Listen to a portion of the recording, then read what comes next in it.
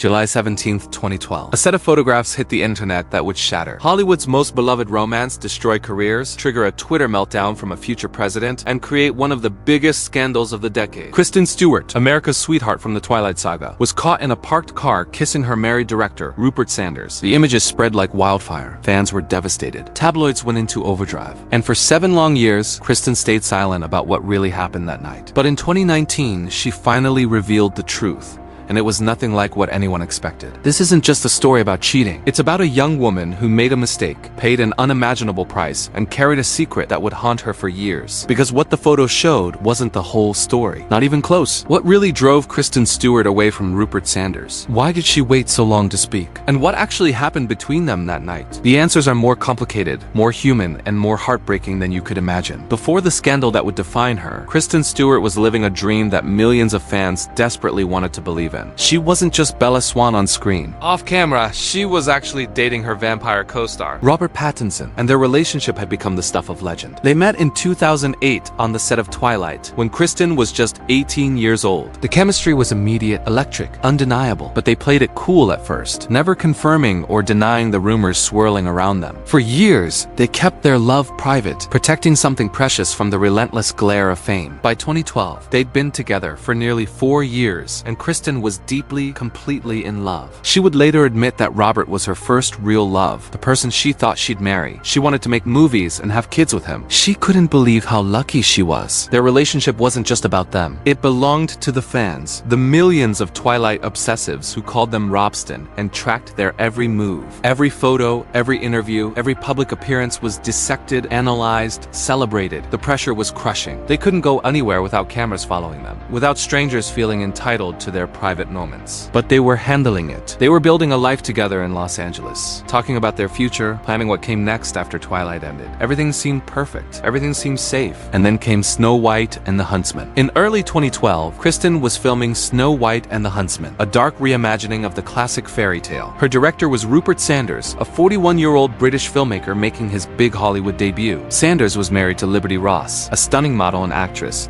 who in a twist of cruel irony was cast as Kristen's mother, Queen Eleanor, in the very same film. He had 2 children. He had everything to lose. So did Kristen. But something happened during production. Something that Kristen would later describe as a self-destructive moment, a lapse in judgment during a traumatic period in her young life. The specifics of their relationship remained murky, whispered about on set but never confirmed. Then came July 17th, 2012, the day that changed everything. US Weekly published a bombshell series of photographs showing Kristen and Rupert in an empty parking lot in Los Angeles, kissing, embracing, clearly intimate. The images were damning. Kristen was wearing a baseball cap that people quickly identified as one of Robert's signature LA Dodgers hats. She'd tried to hide her identity, to stay anonymous, but the disguise had failed spectacularly. The photos went nuclear. Within hours, they were everywhere, on every website, on every entertainment show, plastered across magazine covers. Twilight fans around the world felt personally betrayed. This wasn't just celebrity gossip. This was their love story being destroyed in real time. And Kristen knew the moment those photos went public that her life would never be the same. The fallout was immediate and brutal. Within 24 hours of the photos surfacing, both Kristen and Rupert issued public apologies, rare statements from intensely private people who suddenly had no choice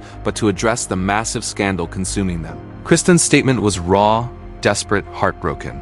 "I'm deeply sorry for the hurt and embarrassment I've caused to those close to me and everyone this has affected," she wrote. "This momentary indiscretion has jeopardized the most important thing in my life. The person I love and respect the most, Rob. I love him. I'm so sorry." The repetition of those words, I love him, revealed everything about her panic, her devastation, her desperate need for Robert to understand. Rupert's apology came next, equally anguished. "I am utterly distraught about the pain I have caused my family," he stated.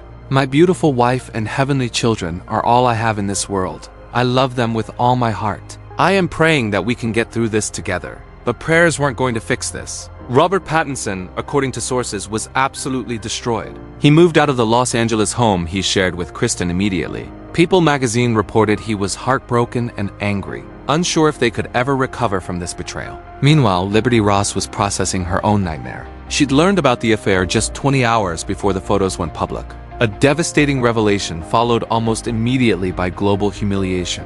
Her Twitter account posted a single word: "Wow." Then she shared an Instagram image of Snow White crying and drinking with the caption, "Not so pretty or so pure after all." The pain in those words was palpable. 6 months later, Liberty filed for divorce, later telling Vanity Fair that the experience was really the worst. Really the worst. "I have no words to describe what we went through. 2 relationships obliterated, 2 families shattered, all because of one photograph kiss." Just when you thought the story couldn't get more bizarre, Donald Trump entered the chat. In October 2012, 3 months after the scandal broke, the future president of the United States became weirdly, intensely, almost obsessively fixated on Kristen Stewart and Robert Pattinson's relationship. Over the course of several weeks, Trump fired off 11 tweets about the situation, offering unsolicited advice, harsh criticism, and oddly specific predictions. His first tweet set the tone. Robert Pattinson should not take back Kristen Stewart. "She cheated on him like a dog and will do it again. Just watch. He can do much better." The tweets kept coming, each one more confident than the last. Lots of response to my Pattinson/Kristen Stewart reunion. "She will cheat again. 100 certain? Am I ever wrong?" He positioned himself as some kind of relationship expert, warning Robert repeatedly to be smart and dump her. Trump even offered Robert an open invitation to the Miss Universe 2012 pageant, as if attending a beauty pageant was the cure for heartbreak. "Everyone knows I am right that Robert Pattinson should dump Kristen Stewart," Trump tweeted. "In a couple of years, he will thank me. Be smart, Robert."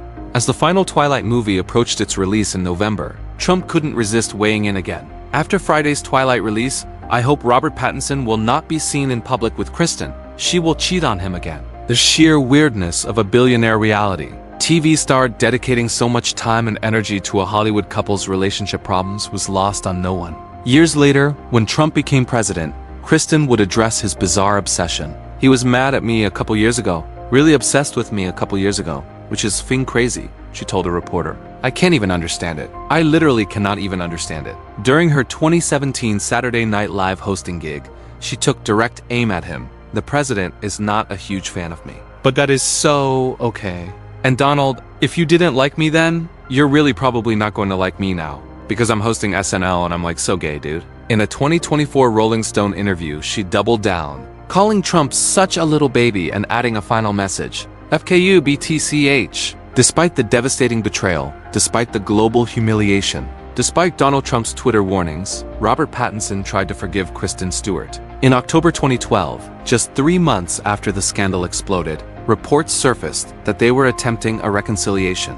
They were spotted together in Los Angeles, tentatively trying to rebuild what had been so spectacularly destroyed. The timing couldn't have been worse, or perhaps more necessary. They had a movie to promote, Breaking Dawn Part 2, the final installment of the Twilight saga, set to premiere in November. Whether they wanted to or not, they'd have to face each other, face the cameras, face the fans who felt so betrayed. Their first joint interview since the scandal was excruciatingly awkward. Sitting with Entertainment Tonight and MTV, they discussed the movie's love scenes while carefully avoiding any mention of their real-life relationship.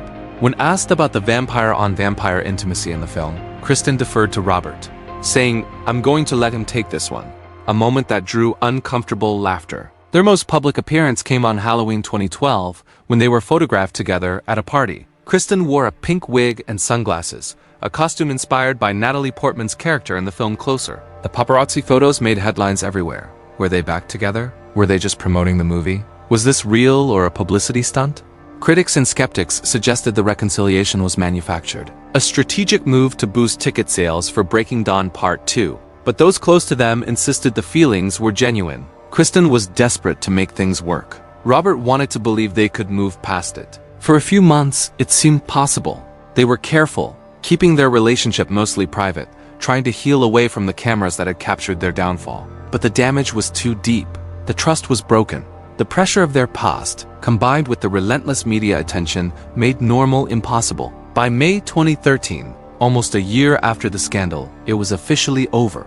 Robert Pattinson and Kristen Stewart ended their relationship permanently, both moving on to new chapters. In a 2014 Esquire interview, Robert seemed philosophical about the whole ordeal. "Shit happens, you know? It's just young people. It's normal." He admitted the hardest part wasn't the cheating itself, but having to talk about it publicly afterward, because discussing other people affects them in unpredictable ways. Still, there was sadness in his words, a recognition that something beautiful had been lost. While Robert Pattinson's career continued relatively unscathed, Kristen Stewart faced a different reality. Hollywood, it seemed, wasn't ready to forgive her. The most immediate consequence came with Snow White and the Huntsman. Universal Pictures was developing a sequel, The Huntsman, Winter's War, but Kristen wasn't invited back. The studio decided to focus on Chris Hemsworth's Huntsman character instead, sidelining Snow White entirely. Years later, Kristen confirmed what everyone suspected. They didn't put me in that movie because I went through such a highly publicized scandal, she revealed on Howard Stern's show. They were scared of touching that. She paused, then added with characteristic bluntness, and they should have put me in that movie. It would have been better. Not to be a dickhead, but the film's 18% Rotten Tomatoes score seemed to prove her point. But the career impact went deeper than one lost sequel. In 2013, Kristen didn't film a single movie. She took time away, retreating from an industry that had turned its back on her. The slut-shaming was relentless and absurd. While Rupert Sanders faced criticism, he was largely able to continue his career. His marriage ended, but his professional life survived. Kristen, meanwhile, became the target of unprecedented vitriol. She was 22 years old, young and still figuring out who she was, and the entire world felt entitled to judge her, shame her, punish her. The double standard was glaring. Male actors caught in affairs or scandals often bounced back quickly, their indiscretions seen as forgivable mistakes. But Kristen was held to a different standard, her character assassinated in ways that felt disproportionate and cruel. Years later, reflecting on that period, Kristen described it as deeply traumatic. Speaking very candidly, it was a really traumatic period in my early 20s that kickstarted something in me that was a bit more feral, she told Marie Claire. She talked about lighting her universe on fire and watching it burn, a self-destructive phase that paradoxically made her stronger. The experience changed her fundamentally. She became less apologetic, less willing to play by Hollywood's rules. Lately, I've been doing less of the "I'm so sorry" and more of the "no, FK." Jesus, she said. Slowly, carefully, she rebuilt. Starting in 2014, she returned to acting, choosing smaller independent films over big-budget blockbusters. She worked with auteur directors, took risks, proved her talent beyond Twilight. By 2016, she was starring in 4 films in a single year. Her career wasn't dead. It had just transformed into something more authentic, more hers. For 7 years, Kristen Stewart cowered a secret. She let the world believe a version of events that wasn't entirely true. She accepted the judgment, the shame, the career consequences, all while knowing that the full story remained untold. Then, in November 2019, she sat down with Howard Stern, and everything changed. Stern, known for his unfiltered interviews, asked Kristen directly about the Rupert Sanders scandal. And for the first time, Kristen told the complete truth. "I did not FK him," she stated bluntly. This is the most candid interview. The revelation was explosive. For years, everyone, including fans, media, and industry insiders, had assumed Kristen and Rupert had a full-blown physical affair. The photographs suggested intimacy beyond a kiss. The public apologies implied something more serious. But according to Kristen, they had only kissed. Nothing more happened. Stern pressed her on why she'd never clarified this before, why she'd let people believe the worst for so long.